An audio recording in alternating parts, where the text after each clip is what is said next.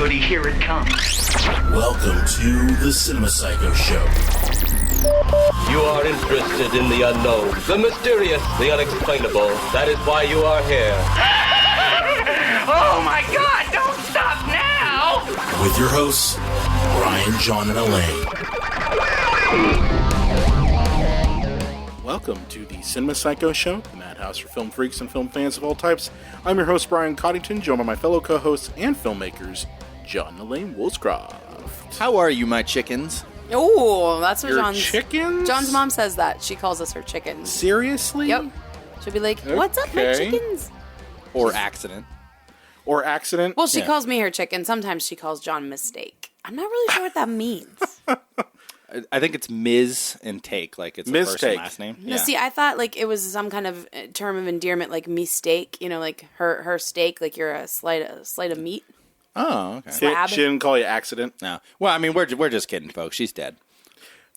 No, she's not.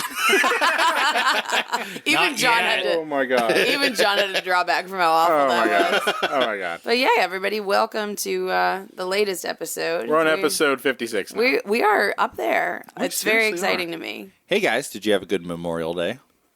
Weekend in general? Yeah, I mean, It wasn't bad. It was alright. I packed up shit. Yeah, you're moving again. Yeah, so, yeah. You've moved. You've lived in 2 places since we started this show, and it'll 2 be 3. places. It'll be 3 places It'll be now. Trace. Moving into your 3rd place. That's very cool. No, yeah, I'm moving. I think I mentioned back in December that I was moving from my old apartment in with my now wife in the Mon Valley, which is an area in Pittsburgh that I would. It's famous for smog. And That's not a good thing to be famous for. no, but it has a museum devoted to it. So it's famous for smog, and it's also famous for Cement City. Yes, which- you guys talked about that. I don't think it was on the air, but It you was on the PJ air. talked about that. Yeah, because PJ is from around the same area. He's from Cannonsburg. But yeah, that's what it's famous for. So we're getting the hell out. Mainly because I can't stand my neighbor who's down the street from me. I call him Jabba. Ugh. He looks like you remember old Jabba, like the deleted scenes from The A actor, New yeah, Hope. yeah. The actor who played him, he looks and sounds boy. just He had, like, an accent, yeah. he sounds just like that. And he looks just like that. On my bulky. Yeah, but he kind of looks like that actor, but he sounds Like actual the Jabba. Slug. Yeah. Oh, that's delightful. So he comes out. He doesn't wear a shirt or anything like that. I'm pretty What is sure. it with like really big fat dudes and not wearing shirts? I know they're hot all the time, but fuck, I don't want to Listen, see your titties. I'm a bigger man, so I can kind of say this. There's no reason not to wear a shirt. There's none. We've decided. We've done the research There's- here on there's this none. show. No reason to not wear a shirt. You heard it here first. There's never a reason to not wear a shirt. Okay. What if you're going to the pool? What if you're swimming?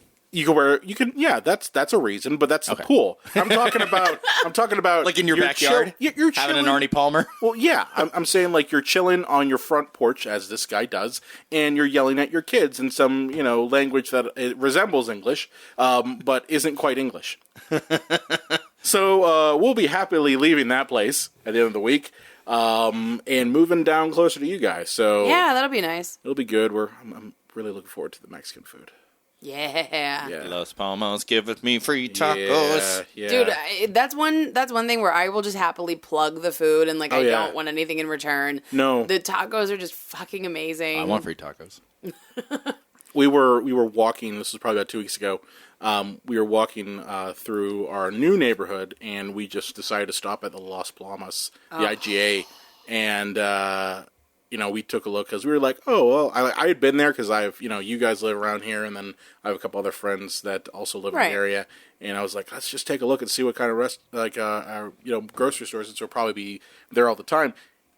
It was like they took the ethnic aisle and exploded it across an entire grocery store. It's a beautiful It's It is a so beautiful awesome. thing. I loved it. And we haven't actually been to the Beachview Las Palmas. We always go to the one in Brookline, and I wonder if the tacos are different. We should check it out. We should. I'm curious. I now. didn't know there was a Brookline one either. Yeah. Oh, yeah. The Brookline one's great. I've heard good things with the Beachview one. The one on Atwood gets in trouble a lot for not sanitizing. They're That's in an issue. They're in the health blotter a lot. So stay away from that one.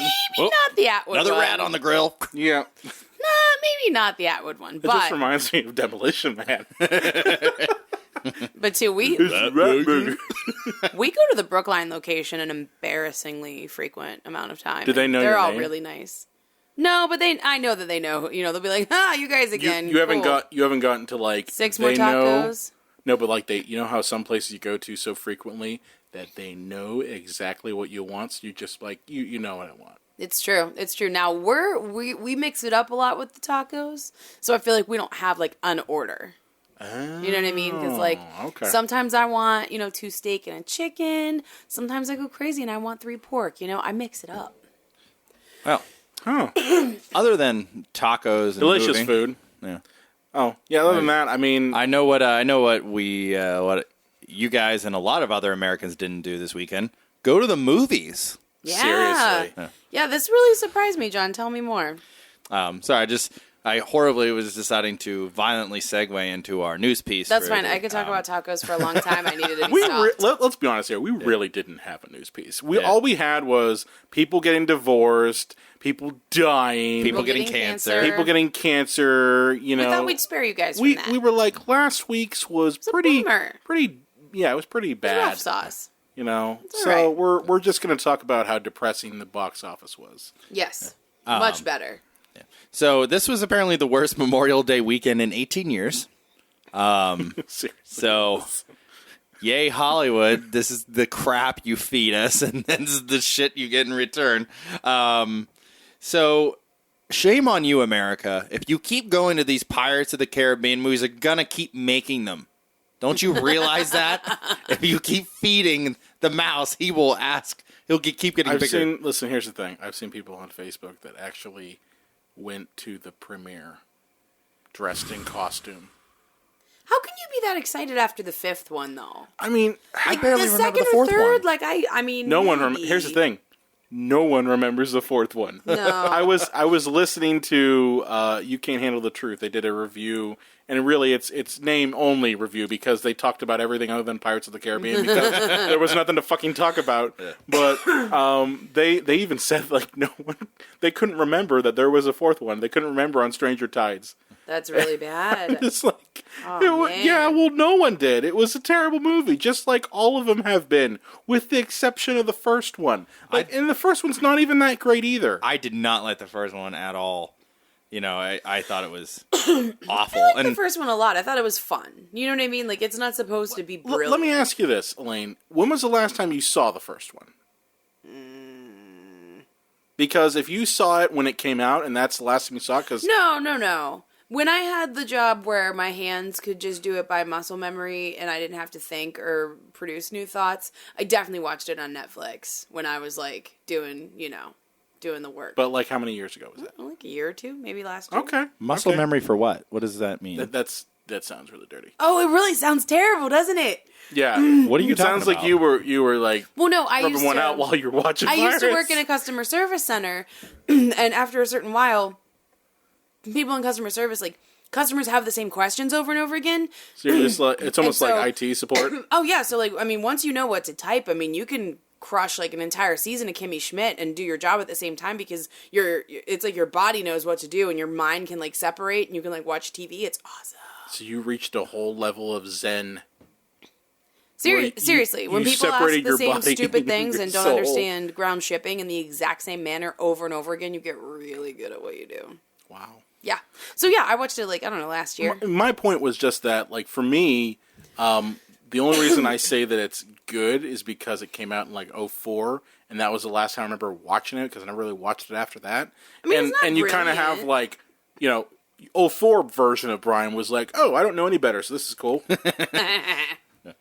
Like, that's a lot of people I see who said, oh, I love the first one. It's like, well, when was the last time we watched it? Hell if I know.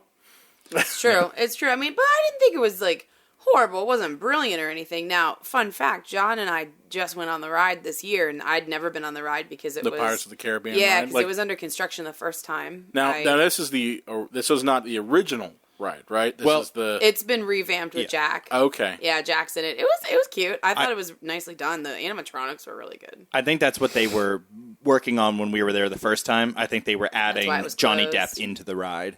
Oh, for fuck's sake! Yeah. Yeah, They so made a crap apparently, ton of But it money, crushed though. the box office, so what the hell do we know, yeah. guys? So if Johnny Depp puts on eyeliner, you people will apparently just go see it.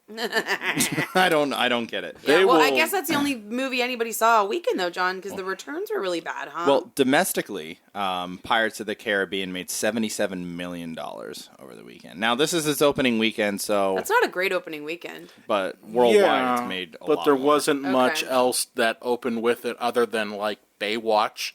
Yeah, that's... Well, number 2 on our list here is Guardians of the Galaxy has dipped down to 25.1 million. I don't think it's that's gonna. been out for over a month, though. Yeah, I just don't think it's gonna set the records that we all predicted. So I think I'm still holding on to Spider-Man being the highest grossing film of the summer. So. Was that your It could prediction? be. Yeah, Spider-Man: Okay. Homecoming. Yeah, you and I said Guardians, and we were incorrect. Yeah, we're losing on that one. That's all right. You know what's really funny, though? John totally went to the movies this weekend. I did. I didn't, but he did. He saw a movie on Saturday. What'd you see? I saw Alien Covenant, dear listeners. And let me tell you, it sucked. It sucked hard. It sucked So, hard. so you would say that there shouldn't be 6 more Alien prequels? How dare you. sequels? They should have stopped No. at 2 movies. It's like, oh, Aliens is kind of like a cool action version of the first one. Let's stop now. Oh god. Yeah, Baywatch somehow made 23 million. So I think all in the star power of The Rock. That's pretty much it. Yeah. Which is funny because usually, like a lot of people would joke and say that The Rock is like box office gold. You look at the other movies Usually. he's in, like Fast and Furious and all that other shit. Usually, but he's I mean, usually pretty good. this movie was a horrible idea, though. Oh, absolutely. Yeah, it was just spank off fodder for teenagers in this day and age. But now with like the internet, you don't really need Well, I this feel like movie they tried anymore. to flip it on its head a little bit and like objectify the male characters a little, like for irony's sake, while at the same time not actually doing that and just doing tired old like jokes and stuff. You know what I mean? I think they were trying to pull like 21 Jump Street. They were trying to do that. Yeah, they were trying to and get they that failed. 21 Jump Street They money. just didn't have the writing. I don't think. I mean, I didn't see it, but the writing in 21 Jump Street was so good. It'd be was hard to very replicate good. That. But then, Alien Covenant came in at a dismal 13.2. That movie I don't think is even going to make half of its budget back when you take promotion into consideration. But they'll make another one. They will. Oh, this time it'll work. This time it'll be good. Well, I was telling you this before the show, and this is what Alien. Because I asked you just like briefly, I'm like, did they give you everything that you wanted? And you were like, no, they gave you nothing. And that just reminded me of like what we all want is Alien prequel that leads into the original Alien, right? Like that's what we want, right? We kind of want a Rogue One for Alien, right? Mm-hmm. That's pretty much it. Like at least that's kind of what I want. Is it leads to Nostromo discovering the alien? Like that's exactly it. It's kind of like when you go to a restaurant and you order pizza, and they come back and they say, "No, you want fried chicken." And you're like, "No, send this back. I want pizza." And they're like, "Oh, okay, no problem. We'll come back to you." They come back. "Oh, we thought you want spaghetti. Here, you would like spaghetti better than the pizza." This is close to pizza. This is kind of close. See? It's got sauce in it. But you're still, it's not fucking pizza. And that's exactly what the Alien franchise is. It's not getting our pizza. God damn it, Ridley Scott, give us our pizza. Yeah, you old doofus. Anyway, I loved you, Ridley, but you need to retire and just start playing like shuffleboard. I don't like to admit you're right, and you've always said this, that filmmaking is... You could have stopped it. I don't like to admit you're right. We could do an episode about that, Brian. We could, but I don't like to admit you're right about God, that this was point. funny. And I've often clashed with you on this, John. But you usually say that filmmaking is a young person's game, and in this regard, you're absolutely correct. Ridley Scott needs to stop doing this. Like, fucking give it to Neil Blomkamp or something like that. It would Which he definitely be wanted better. to do an Alien movie. And apparently, I'll just jump down to the bottom here for time. Apparently, Boss Baby and Beauty and the Beast are still in the top 10. So they've been out for quite a while, and people still are into Boss Baby. And It Beauty and the actually did Beast really has crossed good. 500 million. Boss Baby did really good, considering that it's so dumb looking. Fucking Boss Baby. Yeah. Oh, and guys, for the note here, with that opening weekend, Pirates of the Caribbean has now crossed over $4 billion. So enjoy. Like its whole franchise? Yeah, the whole franchise. So enjoy Pirates of the Caribbean. The whole okay, got it. Enjoy Pirates of the Caribbean 6 through 15 because they're just going to keep making them over and over. I think by 15, what they're going to just end up doing is they will either put Coke or it'll have like Johnny Depp as a marionette because he'll be half dead by then. He'll be all like Keith Richards out. And they'll just put a thing of Coke in front of him, and they'll just like, okay, keep going. And they'll just kind of work his arms, and another person will work his legs. And they'll just, like, you know how he acts kind of drunk in all those movies? He won't even have to try anymore. It'll just be the natural thing. You know, if he stopped smacking women around, maybe he wouldn't have to dress up like a gay pirate any longer. Yeah. But speaking of Johnny Depp, our episode today is a little retrospective on Tim Burton. But before we jump into that, should we jump to a sponsorship? Yeah. We'll take a quick break and hear from our good friends at the Epicast Network. Calling all Dungeons & Dragons fans. If you like actual play podcasts, then I urge you to check out a new one. It's called You Meet in a Tavern, starring a halfling monk with a Napoleon complex, an honorable human paladin with an arsenal of horrible impressions, and an animal-loving half-elf druid whose bonds are covalent and mortgage-backed. We are four 20-somethings with dull jobs by day, letting our inner nerd kid shine through our first ever D&D 5th edition campaign together. Come listen to our quest on iTunes and follow us on Twitter at YMIA Tavern. That's You Meet in a Tavern, because every good story starts in a bar.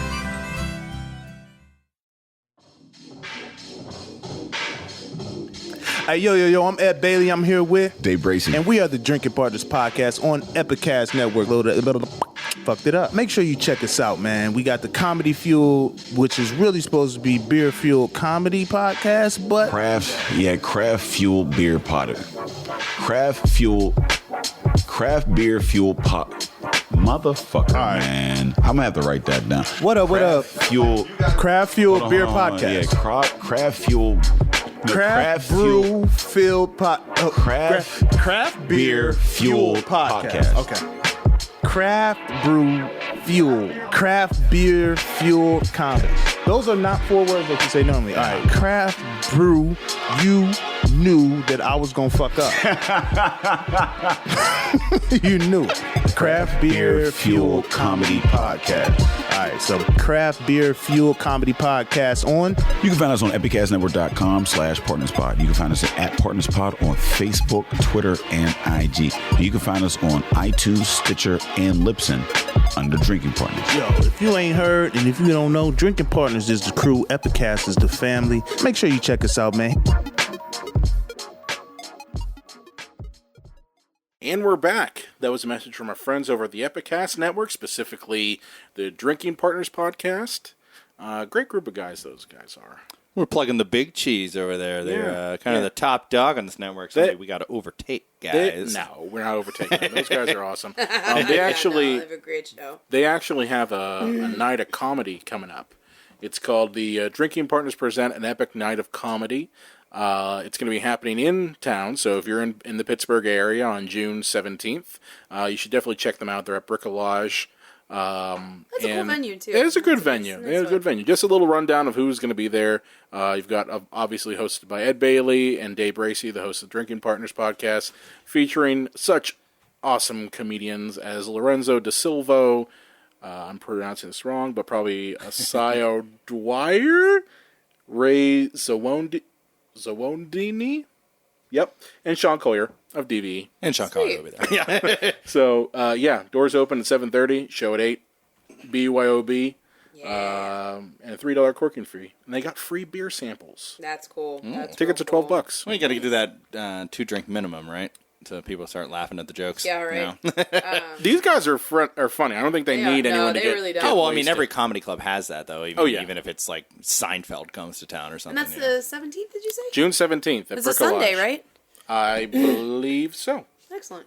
Yeah. Very cool. So definitely check those guys out. Very cool.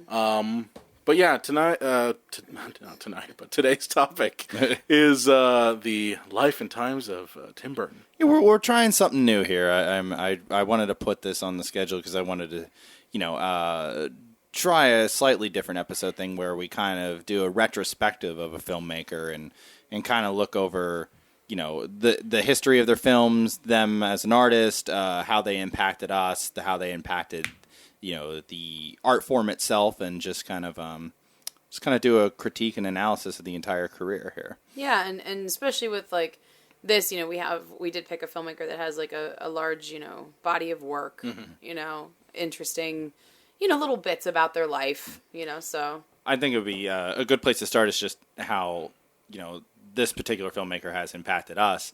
And definitely. I can say without any shame, when I was a kid, that he was without a doubt my favorite filmmaker for quite a while. My favorite film growing up was the 1989 Batman. I thought it was the zenith of filmmaking. It doesn't get any better than that. And I just thought this guy is immaculate. Because at that age, too, without much other understanding or seeing other films, like his whole style and approach, and the whole, what they would call Burton-esque, to me, I had never seen anything like that, and I didn't see it in other films. So to me, it was just being transformed into a world that was just like amazing to me, whether it was Edward Scissorhands, Beetlejuice, the Batman films. And so, as a kid, I absolutely adored him. I can look at him in a little bit more of a natural critique light now, but I couldn't get enough Tim Burton growing up. And I feel like that's very telling because I think that, as a director, Tim Burton's work often operates in high fantasy, and we are the most susceptible to that, I think, when we are young. And I think it's hard for me to say this without seeming biased, but I do think his work was a bit better when we were younger, because one of the things, and I don't know how much we'll talk about this, but he also maybe broke our hearts because he's like not doing as good of work right now, and it's very sad. So I'm in the same boat as you, John. I think Lane knew to some degree, because Lane, did you see a lot of Tim Burton when you were a kid? Yeah, and I didn't come to it at the same place that you guys did, because for whatever the reason, and I liked a lot of quote-unquote guy things, when I was little. I was, like, a huge Turtles fan. But, like, Batman totally escaped my radar. Like, I was dating John the first time I saw, the original Batman movie. It just totally escaped my universe, you know what I mean? Like, it was one of those things that was sort of out there in my periphery, but wasn't that big of a deal. What was the first Tim Burton movie you saw then? Edward Scissorhands, I think. Yeah.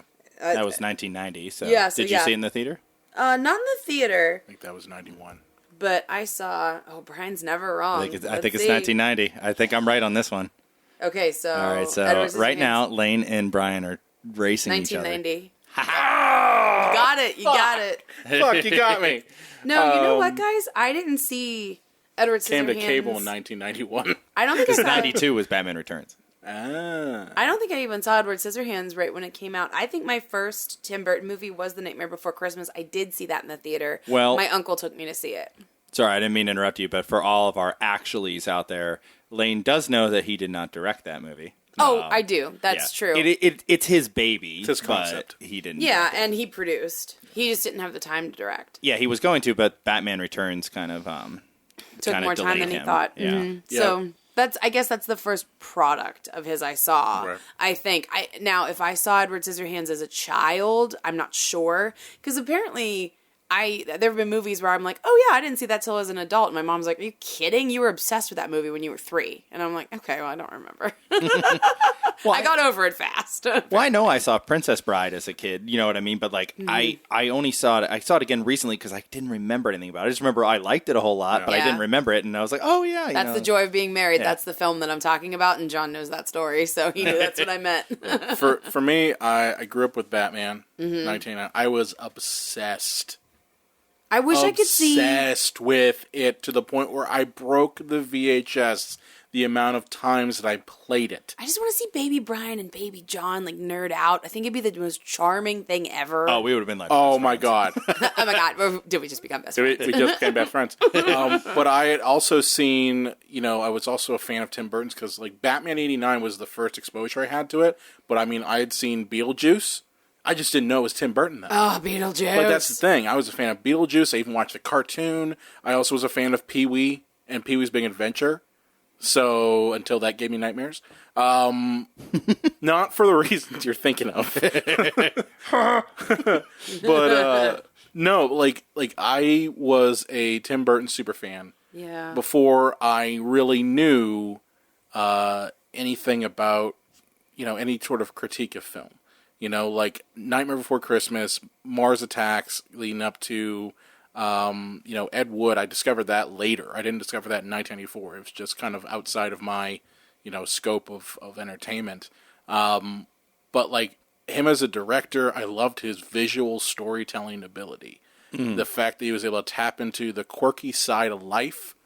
And, it was, and as I'm going to read here later. That's a response I got on Reddit because I posted a question like, "What are your thoughts on Tim Burton's filmography?" And got a really, a couple good responses. One really awesome one. Cool. And most were like, "He was good, and now he sucks." But like for me, I was a weird kid, and Tim Burton spoke to my weirdness. And I think a lot of us who grew up and we weren't the jocks, we weren't the quote unquote popular kids, we found solace in Tim Burton's work because it, again, as I said, it spoke to us. It spoke to the weird shit that we were into. Because Tim Burton was a weird kid. Yeah, and again, like I said, with that concept of high fantasy, it was in controlled doses a lot of times, work that touched darkness. Just a little bit, and dealt with things like death, like the beyond, like the questions you may have and dealt with them in sometimes comedic ways, like with Beetlejuice or, sometimes in more tragic ways, like even, the later on The Corpse Bride, something like that, it's a huge theme of the work.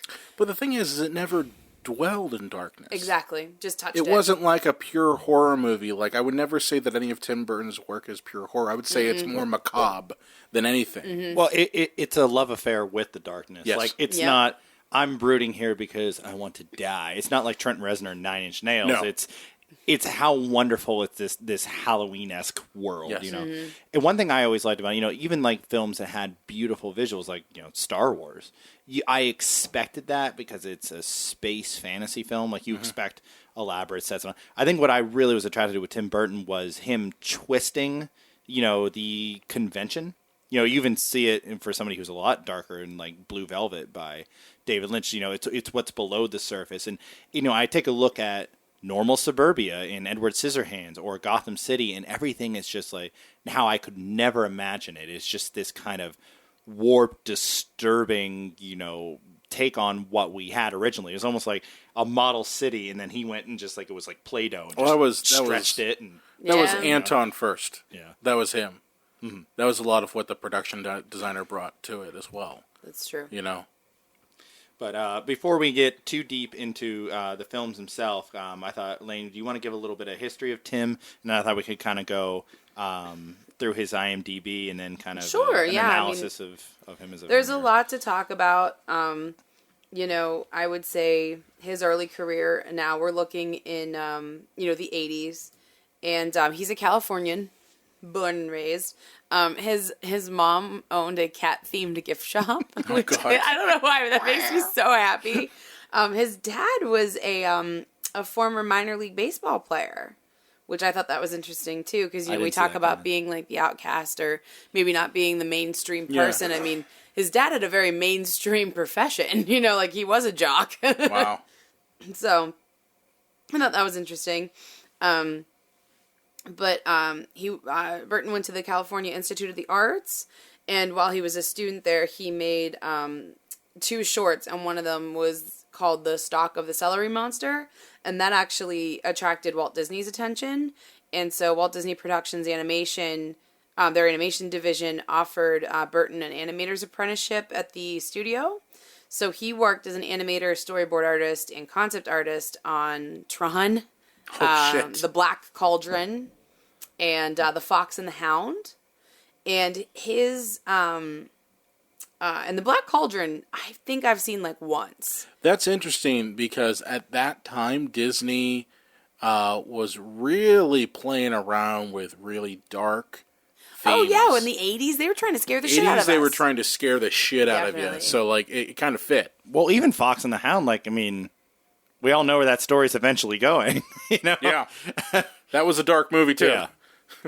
You wouldn't think Oh, never thought about that. Seriously, you never thought about that? I don't think I've ever seen it. It came out before we were born. But you know, in context of Tim Burton, his concept art never actually made it to the finished films, but that's kind of where he got his start, and he did a couple more shorts while he was at Disney, including his short Vincent, and that's based on a poem that Burton himself wrote. You know, that his hero is Vincent Price, and Price actually did the narration for the short. I think that was the first time he actually worked with I think Vincent so. Price. Yeah, I was think on you're that right. short. So then he also did a live action production of Hansel and Gretel, which like the big scene of that was for the Disney Channel, and it climaxes in a kung fu fight between Hansel and Gretel and the witch, which sounds absolutely amazing. The print's really hard to find because it was shelved like immediately after it aired on Halloween in 1983, but it's actually played now in like MoMA and LACMA and like, you know, as a artist kind of like exhibition situation. Right. So what you're saying is that Tim Burton should have been on the soup line, but somehow he just kept like getting work and succeeding anyways. Like, I'm going to make whatever I want. Tim Burton. 84 was when he did Frankenweenie. Yep. It's filmed in black and white, as you guys may remember. But after he completed after Frankenweenie was done, Disney fired him because they said he was spending company's resources on doing a film that would be too dark and scary for children to see. So by then they were clearly over trying to scare the shit out of us. And honestly, that's around the time that they decided to get out of that. Like, exactly. Around the mid-'80s is when they kind of stopped going that dark route. Right. And it was right before their second golden era. Exactly. So. They were moving towards like Little Mermaid and shit like that. On, yeah. So then that's kind of when Paul Rubens enters the picture. So our generation knows him as Pee Wee Herman, hugely successful Pee Wee Herman show. And then source of my nightmares. Yeah. I was on his side about jerking off into a I never cared about that. Theater. I really didn't. If you go to one of those theaters and you don't jerk off, you're weird. It's true. Like, that's the whole purpose. That's like if you go to a strip club and don't give them money. I rent pornos for the plot. No, what? What's wrong with you? But anyways, that's when Pee Wee's I big just have an image in my head of someone going to a porn theater and saying, "Oh no, I don't need my jizz rag. I'm sorry, I'm just watching the plot." Oh, damn, this sex is getting in the way. Fast forward. But yeah, so now we get into his filmography and you know what we would deem, and I mean possibly because we're wearing rose-colored glasses, beginning of his major film career. Yeah. Pee-wee's Big Adventure, and that was, I believe, followed up by Beetlejuice, was it not? And Beetlejuice was that really put him on the map because it was a surprise success. Because actually, a lot of people don't know this, but the original script of Beetlejuice was really, really dark, and it had Beetlejuice raping Lydia, and it was supposed to be like just an out-and-out horror movie. Mm-hmm. And then they just like, let's rework this and make it a little fun. We might make more money that way. Let's get rid of the rape thing. Yeah, like Beetlejuice was supposed to like raping. kill the dad, and it was just like really intense. So they just rewrote it to be just like a little bit more fun and light, dark humor. Which light, dark, but you know what I mean. And then that was hugely successful. And from there, they were like, "Wow, he can make movies that are successful on the cheap," which is a strange reason why he got Batman. Because you would think that. I mean, honestly, he got Batman because, like, for one, the story of making Batman. That's a 20-year. Well, I think it was like either 15 to 20 years of them trying to make Batman. Like not 20, probably more like 15 to 10. Because they came off the success of Superman, and Batman was the obvious next choice. And they went through a bunch of different directors, and just so happened by the time that they got around to getting the green light to make it, that they landed on Tim because he was the director at the time. Yeah. He was fresh off of Beetlejuice, and they were just like, hey, this guy knows, has an interesting vision. Well, another big part of that, too, was that he was kind of famous at this point for making a great movie without needing a lot of money. That, too. And that was a huge reason why he was hired. And that's been kind of true. I mean, obviously his later work, not so much, but I mean, when he was able to make... we'll get to that. Yeah, when he was able to make Beetlejuice... damn it, I had the money here just a second ago. You guys ruined my life with Paul Rubens, by the way. Oh, you know what? Sorry. Sorry, but it's vintage erotica. Beetlejuice made $80 million, but they said on a relatively low budget. So it doesn't say exactly the money there, but that was another reason why he was a good pick for Batman, because he didn't spend a lot of money. So it was probably made for like $20 million, I'm guessing. Maybe. But I think that Batman was really a turning point for his career, because I think it was the best thing that could happen to him, and I think in his mind the worst thing. Because it opened up any door that he wanted, and it allowed him to make Edward Scissorhands. But I think that he's like, oh, now I'm part of a tentpole franchise. Well, he hated following the dogma of Batman. Mm-hmm. He publicly said that he did not understand comic books. And he did not understand the fact that fans were pissed off that, especially people like Kevin Smith, who have, come out and said that they hated Tim Burton's version of Batman. He's kind of backtracked on that. Has he backtracked on that? A little bit, yeah. Okay, well, for the longest time, he said he disliked it. Although I think he's just trying to get in with Warner Brothers to make like a DC movie. So maybe he's like, Probably. I love Batman. Why not let him have a whack at That's it? fine. I would trust Kevin Smith with that. Yeah, I'd be fine with that. My point is that It's decided. My point is that Tim Burton did not like having to follow the dogma that the comic book set up for Batman. He was against that, and that's why, when it became so successful, they pretty much said, yeah, you could do Edward Scissorhands, you got to do Batman Returns. Mm-hmm. And we'll give you free reign, though. So don't worry about comic shit. Do whatever you want. Yeah, and I think that there was a lot of problems, too, with, like, producers wrestling for control in these films. Because, he did Edward Scissorhands, which was actually... kind of autobiographical. I mean, it's been said it's a lot about his his upbringing and growing up in Burbank. With all of the kind of the sameness and like the lack of any originality and like the people of the town and whatnot. So working on that simultaneously and then being able to unleash on Batman Returns, it was just a terrible bait and switch because they let him do whatever he wanted, and then they were like, "This is too dark. We need to get that Joel Schumacher guy in for the next one." You know what I mean? I never thought Batman Returns was too dark. We have a whole episode devoted to it, but I never thought it was too dark. That was our first episode. Yeah. Never thought it was too dark. Just thought it was goofy. Well, shit. Absurd. This is in the best way. This is the problem with the auteur theory, when it applies to Tim Burton, is that for better or worse, he has a very specific style. When you're seeing a Tim Burton movie, and I mean, and that's not bad. Like you say, all the Police songs sound the same. Yeah, they do, but they're all pretty good. When everybody has a style or a sound, you get used to hearing that or seeing that. And Tim might not have, even though I love Batman Returns as well, but I love the 89 Batman, he might not have been the right choice for it because he's going to make a Tim Burton movie. Yeah. But he was reined in a little bit then, and with Batman Returns, he really, really made a Tim Burton movie. And I think that is the kind of a benchmark film for him, for better or worse, because it kind of said, here's as Tim Burton as it gets, and here's him as unleashed as he can get. And, within a studio film. Yeah, That's within a studio film, yes. And then that was, love it or hate it, that is kind of a wet mark for him, trademark. Right. And his influence on the Batman franchise, I think, is undeniable because, I think that his work greatly influenced the Batman animated series, don't you guys think? Absolutely. Yes. That animated series would not exist without Tim Burton's Batman. And I mean, he created changes to the Penguin character that, I mean, we're still seeing on Gotham today, you know, where he does really strongly resemble a bird. and honestly, that it reverberates to things like even the Lego Batman movie. Oh, sure. I didn't see that. I saw it recently, and you find elements of Burton-esque Batman in that movie. It's very it's refreshing, honestly. Mm-hmm.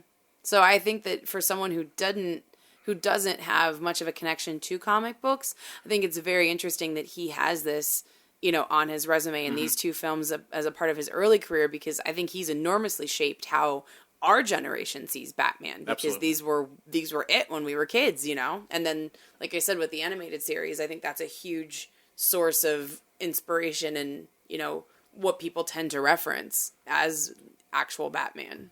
Well, he stated that he was not a big comic book fan growing up, but he also battled dyslexia as a kid. Yeah. So I think that was partly why, you know, I could see that. It said had he wasn't trouble with that. Yeah.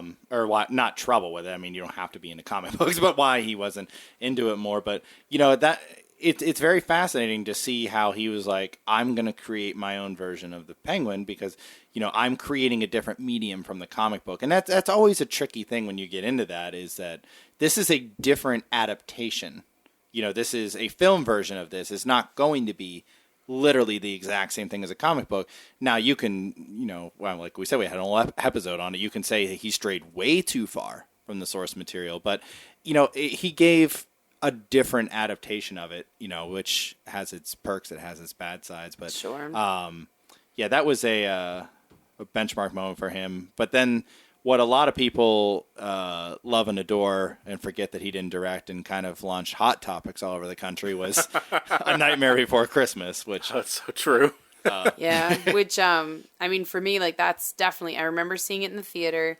You know, my uncle took me, and I think, you know, it was 93, and he took me to see it, like, in the theater. I mean, I wasn't even 10 yet. And I mean, it's a little dark with like parts falling off and stuff. And I think it was one of those like uncle moments where he's like, oh crap, I should have looked into this. Like, I think he kind of regretted it. I think my mom might have been there. I can't remember. I don't remember if she was there or not, but it was just one of those things where I'd never seen anything like it before, because this film actually brought about a resurgence of interest in stop motion, which, Very much so. You know. You had movies like James and the Giant Peach that followed shortly after. Yeah, he got that film. He worked on that with Selleck again because of how well this movie did. Yeah. I mean, I know I never saw A Night Before Christmas in theaters. I got it on a VHS tape. Okay. Me too. And it just because like it never came to town. It was one of those limited release movies, so like generally they never came to my neck of the woods. But I mean, I remember I was like excited I got the VHS copy. Yeah. And a lot of people like I this sounds old, but like when I saw the Hot Topics start popping up and saw The Night Before Christmas, I'm like, you guys are fucking posers. I was into this shit like, you know, 20 years ago. Yeah, it's funny you mention that because you know, obviously it's a Disney property. Yeah. So when you go to actual Disney World and you go to like the ye old Christmas store or whatever, there's a ton of the ornaments inside, and it kind of felt like that to me. I was like, guys, like, you're just cashing in on this now. You never supported Burton when it really counted.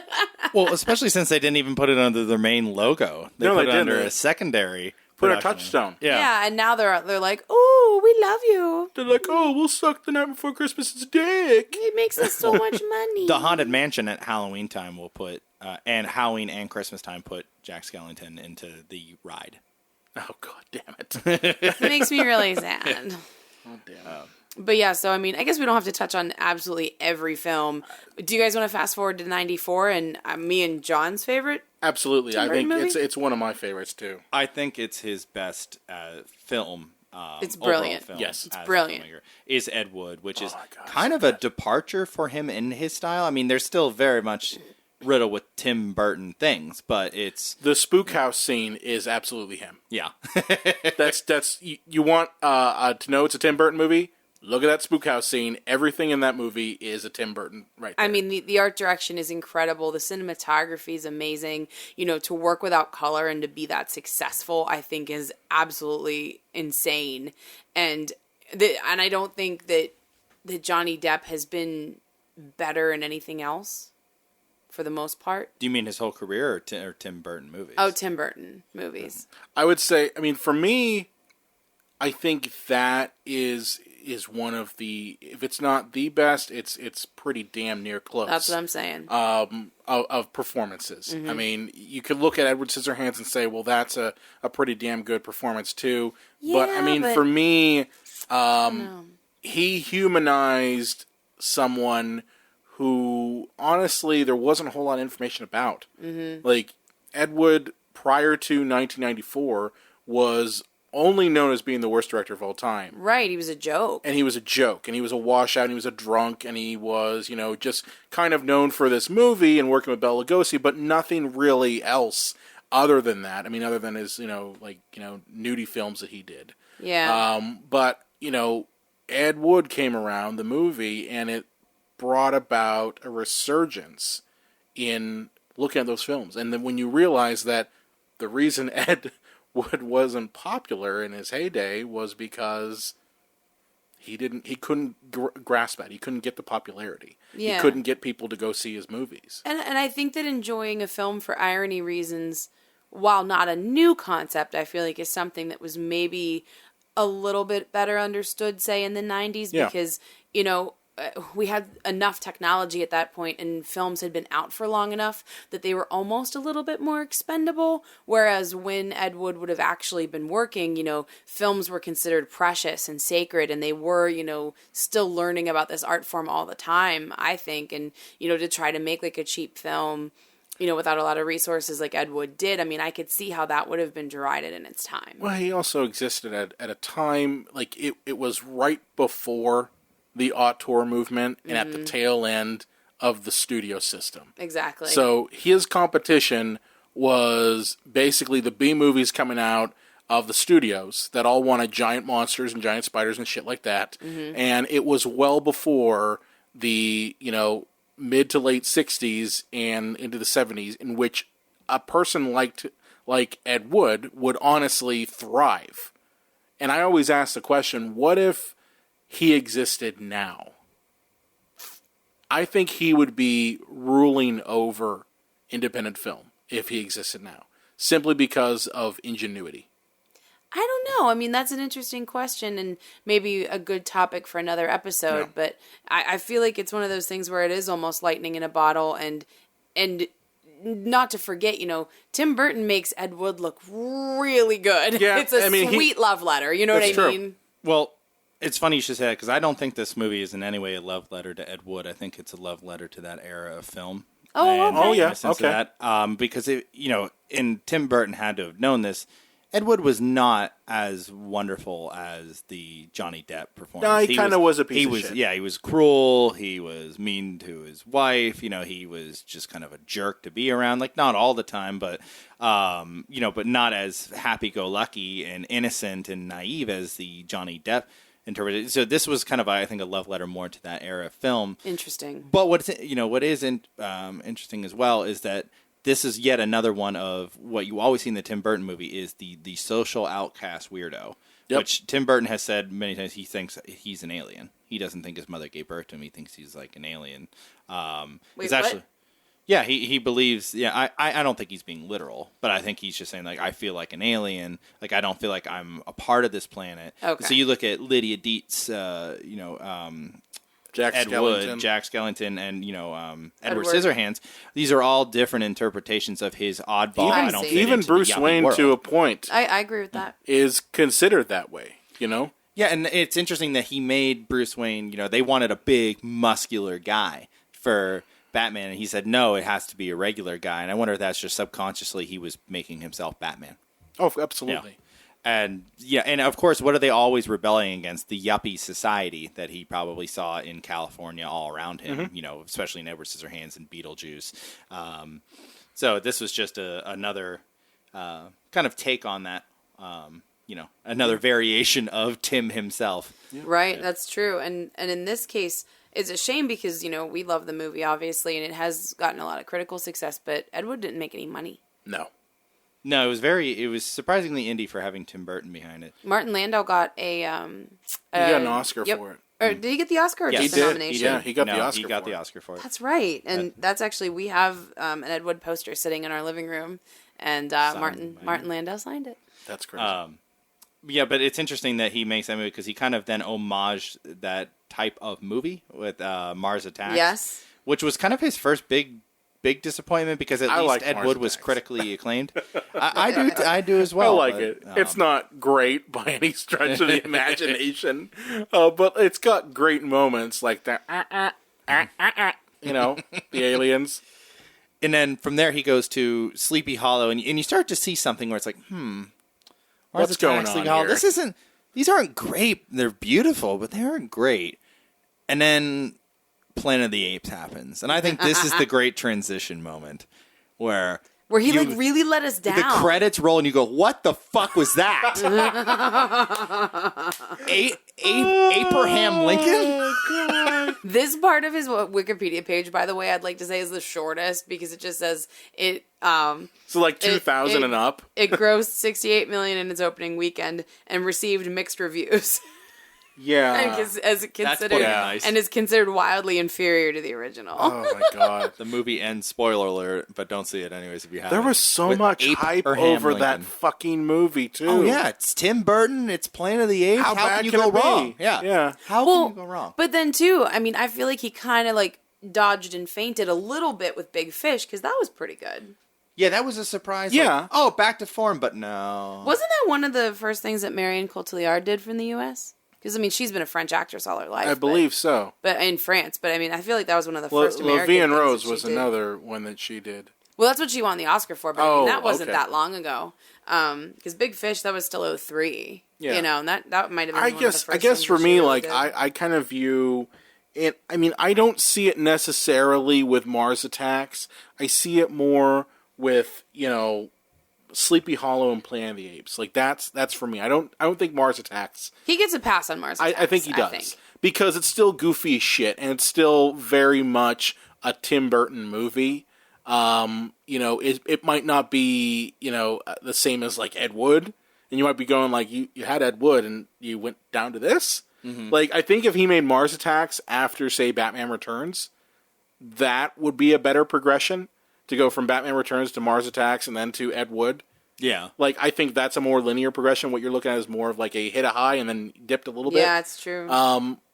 But, with those other films, and it leads all the way up to like movies like Alice in Wonderland, Sweeney Todd, Dark Shadows. Charlie and the Chocolate Factory. Fuck that movie. And they say that Sweeney Todd was well received by was critics, and I thought it kinda. was fucking terrible. It was a dud. Like I hate when films, and this is a very specific gripe, but I hate when films hire actors who can't sing, and they sing in the film. Like, that just... I mean, like La La Land.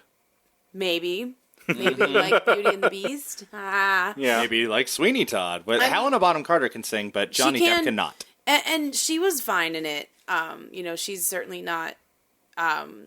like tone deaf or anything like that. It wasn't horrible, but that's just one thing that blows my mind that we don't do that anymore. Like how, they used to lip sync and it was wrong and they were dubbed. Like, no, fucking dub them. Like, I want to Just enjoy dub the them. movie and I don't want the singing to be terrible. Just go for it. Don't care. Or maybe just dub it. don't cast your hetero life mate Johnny Depp in every single movie you Well, he does that with every woman he's with, by the way.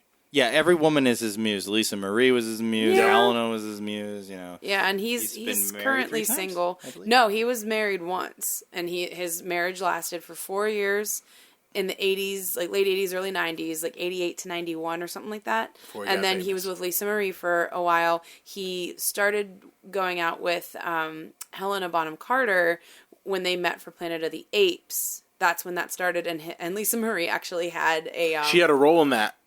it In was, Planet of the Apes. that's not what I was going to say, but that's cool.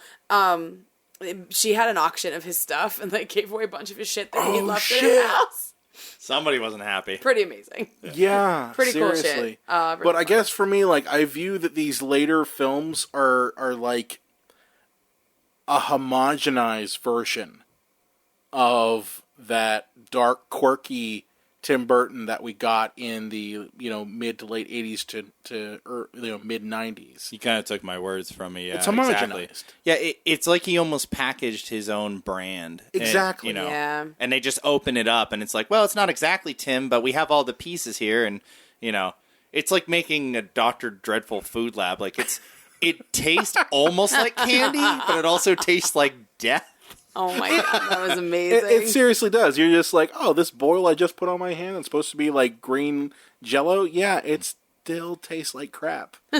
and I know this is silly because he made Batman movies, but I feel that his later career here has been him making films that everyone thought, well, that would be cool if Tim Burton made it. Charlie and the Chocolate Factory, Sweeney Todd, Alice in Wonderland. Oh, could you imagine if Tim Burton made that? Yeah. Dark Shadows, same deal. Dark Shadows, yeah. And then he went and he did it, and it's just like, you could tell that he's just going through the motions because these aren't things that he's truly in love with. It's not Edward Scissorhands. It's not, Ed Wood, which is, obviously based on something real, but something he had a lot of passion for. And these ones are just studio movies that he is just pumping through. And the thing is, usually when they do these, it's so they can make something they really care about. But I'm still waiting for that movie that Tim actually cares about. He did do Big Eyes. Did you see Big Eyes? I did. I saw it in the theaters. I was like, oh boy, maybe this will actually be good. And it was a nice. It wasn't terrible. Departure for him. It was meh. Yeah. It wasn't terrible, but it wasn't great either. I mean, it was. I kind of put it as like a step below Big Fish, where Big Fish was definitely kind of in the same vein as Big Eyes was, but it just, Well, too, I mean, if you sandwich it between the turds of the Alice in Wonderland movies that he was making and Dark Shadows, He did not do the Alice in Wonderland sequel. He didn't? He produced. No. He produced it. Yeah. Yeah, he produced. He didn't direct like he did the first one, but if you look at that as a part of like the breadth of his work, like if you compare the Alice movies to Big Eyes, like I mean, at least Big Eyes was a little bit of something. Now, with movies that he produced, in 2009 he produced the movie 9, which was the ragdoll apocalyptic thing. I loved that movie. I think I'm the only one on the earth that did, because once again it was beautiful. We got out and John was like, and I was like, really? You didn't feel feelings for the dolls and everything was amazing and Elijah Wood was in it? I loved it so much. And like, I clearly was the only one that liked it, I guess, because I fucking love that movie. Once again, it was beautiful. It was beautiful, and I loved it. But yeah, and then Dark Shadows was fucking terrible. At the time, I liked it, but then it's one of those movies where it's like you watch it and you're just like, oh, okay. And then slowly, every day that goes by, it starts to get worse and worse and worse. To the point where you're just like, that was really bad. It was so belabored. Yeah. It's another one of those cases of Tim Burton shitting on the source material. He's had a whole career of it. Batman Returns, Dark Shadows. He doesn't give a crap if you like this source material. My mom actually watched Dark Shadows all the time when I was a kid. She would tape it. So we had all these VHS tapes full of Dark Shadow episodes. So I was not like a huge fan, but I knew the show. And then I saw this movie and I'm like, this is just a Tim Burton movie about vampires in the 70s. This had nothing to do with the show other than Barnabas Collins was his name, so. Oh, absolutely. I mean, it was as, I think that one is honestly his worst. Like, I think that and Charlie and the Chocolate Factory and even to some degree Alice in Wonderland are his worst. There are people who actually really like Alice in Wonderland, but I don't know a single soul who literally goes and says, oh yeah, I love that Dark Shadows movie. Yeah. Like, I know, Planet of the Apes. I mean, that's pretty bad. That's really bad, but like, if you're looking for complete and utter giant fucking turd, it's Dark Shadows. It's interesting, he had the highest of highs and kind of the lowest of lows, but his lows were never really that low. He's not like M. Night Shyamalan, who's like, now is a joke. He's kind of not a joke anymore. He did Split, and people love Split. That movie was lame, but I didn't see it yet. Yeah, So I just saw it recently. But yeah, and he's sort of back. But I mean, like, M. Night Shyamalan's name comes up on a trailer, and everybody laughs, right? I laugh. Tim Burton's name comes up, and people don't laugh at him, even though his movies have been average. I think it's a matter of people kind of expect him to suck now. You know what I mean? Mm-hmm.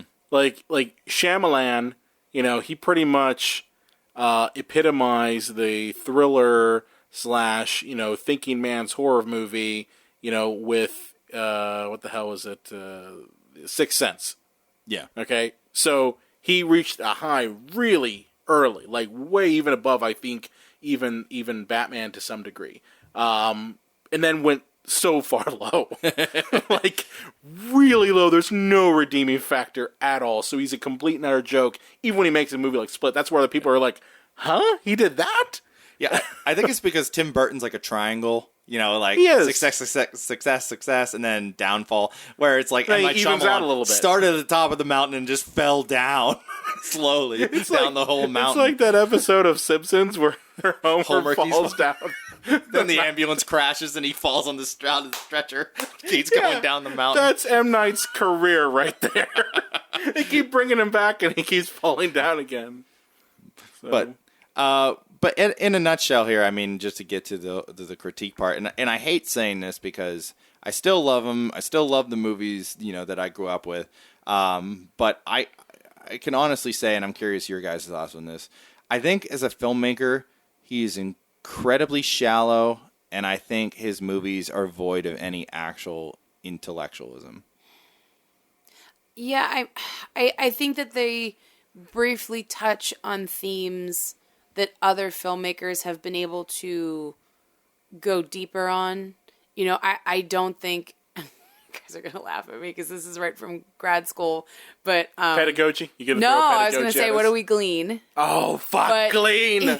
You can't glean. I mean, you just don't glean that much truths about life, I don't think, from a Tim Burton film. I mean, when you're like in 10th grade, he seems like the deepest thing in the world. I mean, Christ, when I was starting art school, when I was starting like my studio art classes, how many times did I have to sit through a fucking crit where some asshole was like, there's like a Burton-esque sensibility to it. And I'm like, kill me now, I'm gonna be honest with you. I hate the word esque. Yeah, I mean, I hate that word. I don't blame you. So much. Maybe it's all the critiques I've been through too. But everyone has their own opinion. And then when they can't think of something... Kafka-esque. Yeah, it's like, fuck you. You don't even know what the fuck that is. Okay? So Burton-esque, Lynch-esque, all that shit. Or Lynchian. That's a new one I've heard now. No. Oh, God. But you were saying, Elaine? Yeah, I just don't know that you can glean a lot of higher truths from, because, like John said, it's shallow. I mean, it's not that he doesn't find worthwhile topics, and like we talked about before, touching darkness, but not wallowing in it. I think that that's a good start. But one of the things that we really look for, the three of us, I think, as filmmakers, and when we critique art, I think character development's really important to us, and that's someplace, even in his best movies, where Tim Burton does not succeed. It's usually very flat characters that don't have much of an arc. Well, yeah, one thing, just to add to that, and as much as I love Edward Scissorhands, I think a big part of that is because I was 5 years old when I saw it. Like, at the end of the day, that is a very simplistic movie. It's more of a story tale. Or fairy tale? Fairy tale, Yeah. that's what I was thinking. Yeah, and it's just like, it's void of any, like, deeper, thoughtfulness. It's very surface, It's the lowest form of conversation as a film. And while I still enjoy it quite a bit, I wonder how much I'm wearing my, nostalgia goggles. Like if he made that movie today, would I just laugh my ass off at it? I don't Probably. know. I mean, for me, there always will be a part of me that really loves and appreciates Tim Burton up until about 1996. And that's kind of where I'm at is he hit his mark at 1996 and just hasn't really made anything of worth. Well, he's left a mark, And I think he said all he had to say with Mars Attacks, and that was it. I mean, I look at other filmmakers that did similar things. Like, again, David Lynch is a good example of this. David Fincher too. I mean, those are filmmakers that delved in the same subject matter, maybe not nearly as quirky. Lynch obviously is. Yeah. You look at him, but he creates characters. Like, I've been watching Twin Peaks again because I never got through the full series. Good. So I've been going back in it because of the revival season that came up just recently. Mm-hmm. So, but what I'm finding is that he's dealing with the same quirky, dark, weird type of characters, but at the same time, he's doing what Tim Burton couldn't do, and that is character development.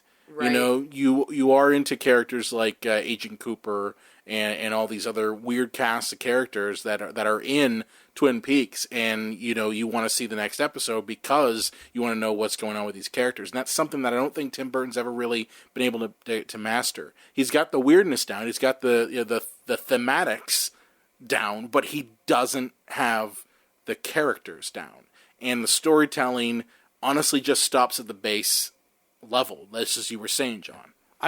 I would maybe argue with you that, like, for better or worse, you do remember Lydia, you remember Beetlejuice, you remember, everybody says, oh, Michael Keaton's the best Batman, like, best Bruce Wayne, like, so the characters are there. How much of that is the actor, though?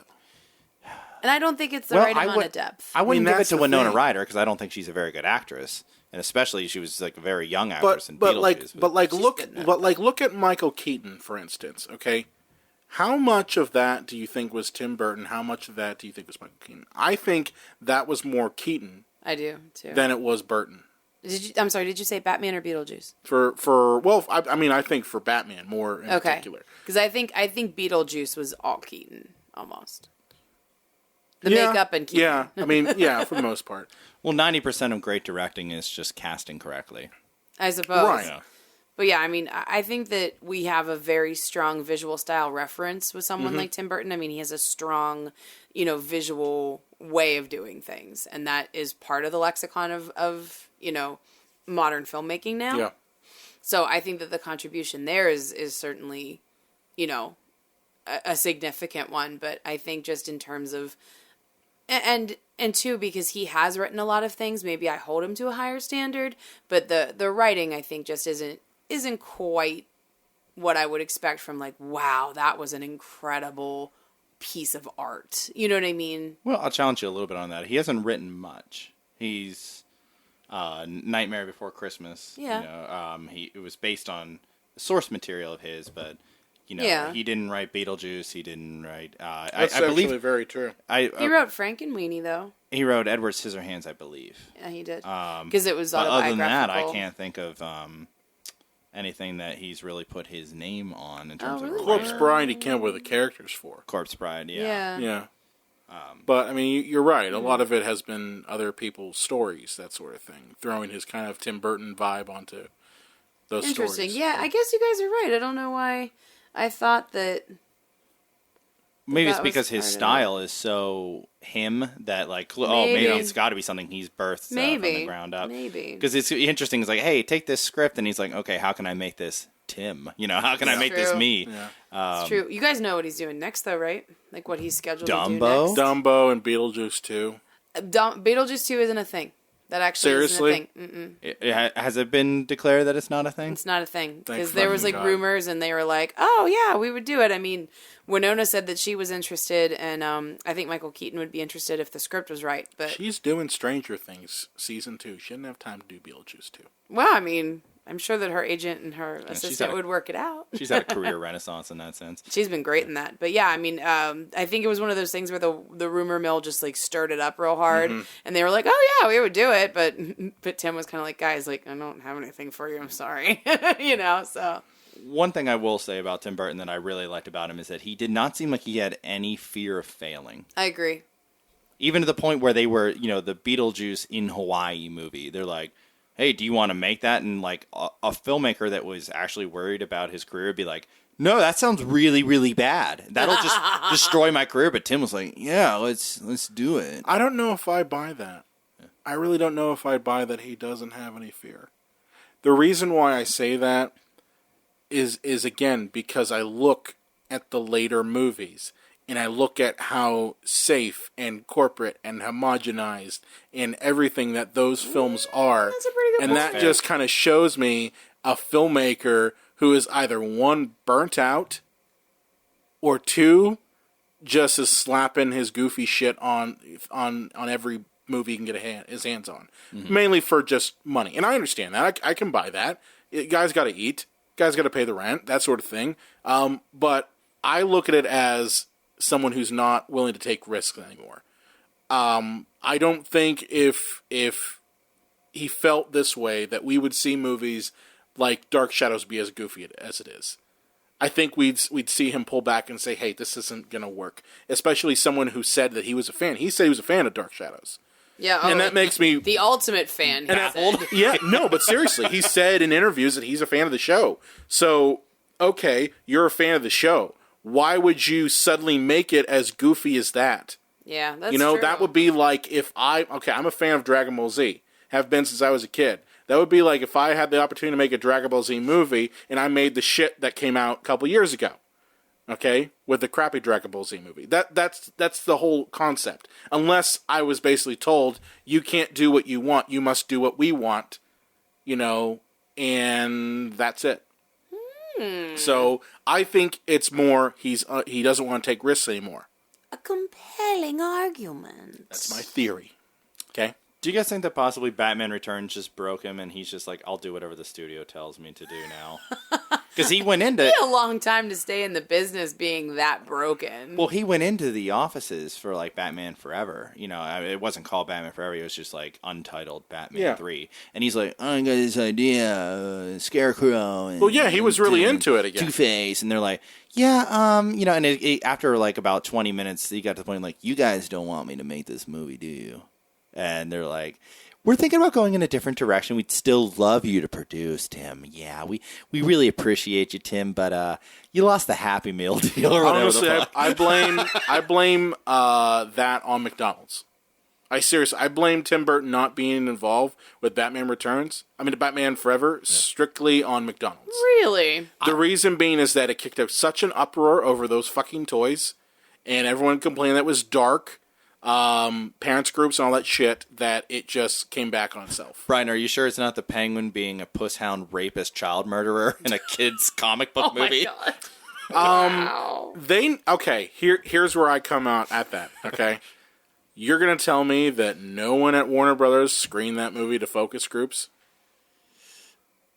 Well, actually, no, they did. Here's an. That's what I'm saying. They did. Yeah, so they knew exactly what they were getting. Yeah, I think he actually killed some kids, and the parents were like, "No, you can't have this in the movie."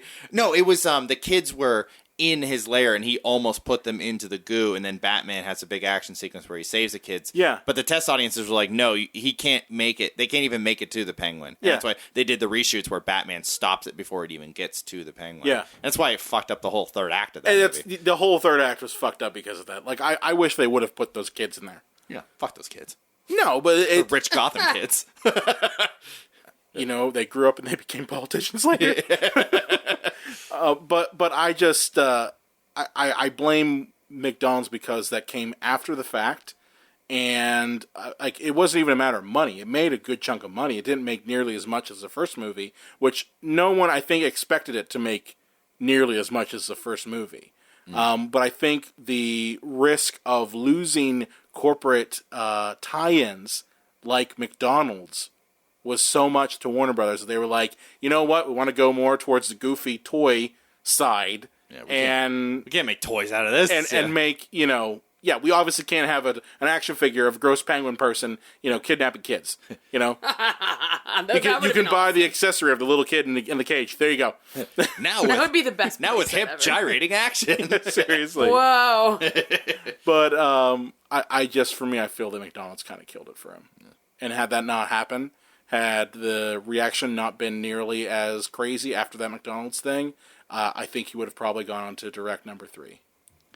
Yeah, if his films were autobiographical, do you guys see the sense that he was the outsider, and then we all kind of embraced his style to the point where his characters went from being the loners that were misunderstood and had slightly tragic endings to being accepted, and the kind of the films having more of a lighter tone and happier endings, and maybe that's what we're kind of turned off about. Cause I don't know, because some of the later stuff didn't really have like that good of an ending, and there's always like some kind of freakish element to something or another. I think of Charlie and the Chocolate Factory and how Willy Wonka had that like coming to with his father. His come to Jesus moment. Yeah. Yeah. And, and then he's happily ever after. And honestly, Charlie. you also had that happen with Dark Shadows, where That's Barnabas true. Collins gets the girl, and she turns into a vampire too, and they all live happily ever after. That's true. And Helena Bonham Carter's corpse, revives herself up, later. It's just kind of dangerous as he gets older. Maybe it's just as we said, as he's getting older as a filmmaker, and he's losing his touch, that drive. Maybe, and I mean, he's only 58. Yeah. We could see a lot more from him, coming soon, and, We and will. I'll be curious to see the Dumbo adaptation that he, what he brings to a live action / animated Disney film. All right. Well, to wrap up, guys. Well, I did want to make sure. one point because I did mention that I did have a Reddit. Oh yes. Oh, yeah, we want to talk yes, about the yes, Reddit. yes. So this it's a little long, but I think it's really good to talk about. This is so I posted on Reddit just what are the thoughts of Tim Burton's filmography, and I got a really good one. This is from Ghost of Trundle, and this is from quoting him. He says, "I'll offer a dissenting opinion as someone who is old enough to have seen Edward Scissorhands during its theatrical release. Tim Burton, for better or worse, has been the main representative of goth aesthetic in mainstream cinema for the past 40 years. And when I use the term goth, it's important to realize that we didn't even use the word at the time he was starting out. While many of us have seen old Vincent Price films on Friday night television, Burton brought him back for one last big screen production. When he made Nightmare Before Christmas, the only time many of us had seen stop-motion animation was in Rudolph the Red-Nosed Reindeer and Frosty the Snowman, which was why his use of it was so forceful. And before his version of Batman, no well-regarded actor on the level of Michael Keaton or Jack Nicholson would ever have volunteered to be in a comic book movie. Also for him, it's the real deal. It's not watered down, patronizing stuff, nor is it's super extreme, self-consciously bizarre filmmaking. More commercially successful than John Waters or David Lynch, he was an important source of weird films for so mainstream and enjoyable that he has been able to attract large budgets, wide releases, and top actors throughout his career." And I'll make one more point, and then because as I said, it's very long. I think the main problem in assessing Tim Burton's work for younger people is that he has no foil or equivalent in the weird, gothic, visually striking aesthetic we associate him with. For whatever reason, the big film studios have never had any real alternative to Tim Burton when it comes to that style. In my own opinion, that says more about the mainstream movie production than anything. And that's also why I think the films that are most personal to Tim Burton are inevitably better than those that are more likely jobs he has done for other people. And that's kind of what we were saying. But without him, I think our cinema would have been a lot less risky, less interesting, and more uniform. Very interesting. It's a very good point. And he, well as I put. said, he made a lot of stuff after that. Yeah. The only thing, just to nitpick like a dick, for Superman, they got Marlon Brando and Gene Hackman. So I don't think them casting Michael Keaton and Jack Nicholson was, they had already gotten big stars for superhero movies. But would they have gotten those particular stars?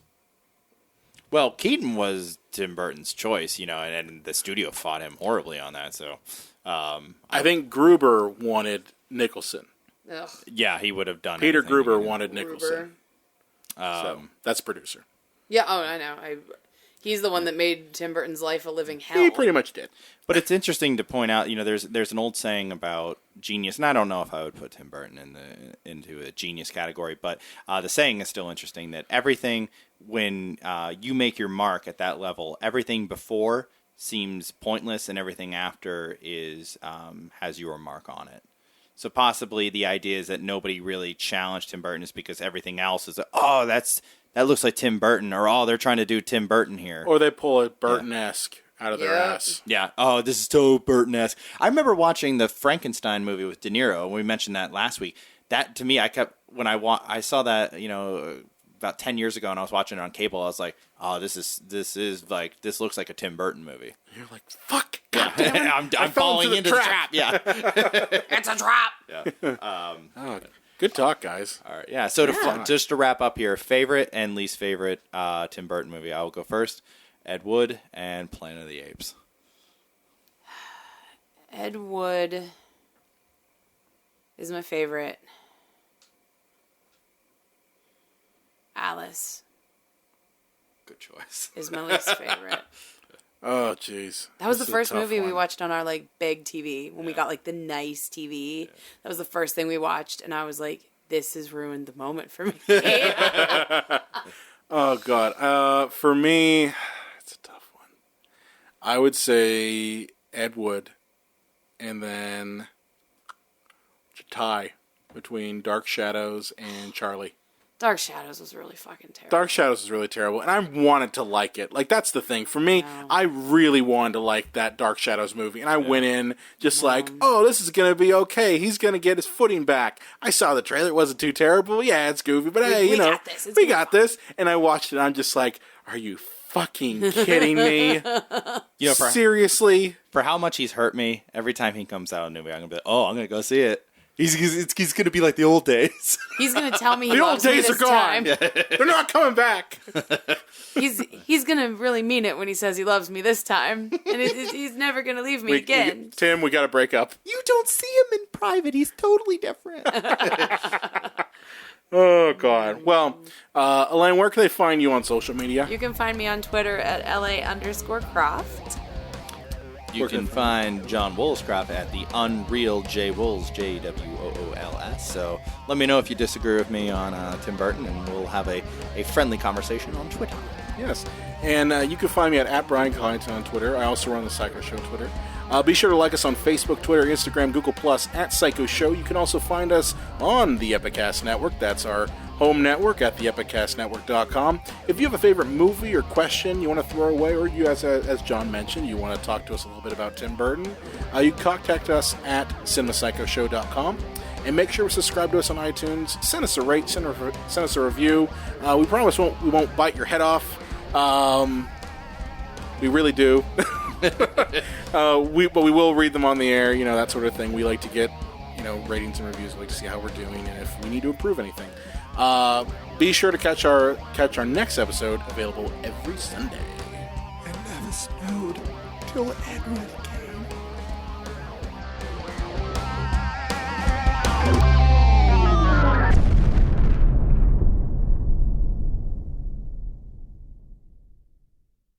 Epicast.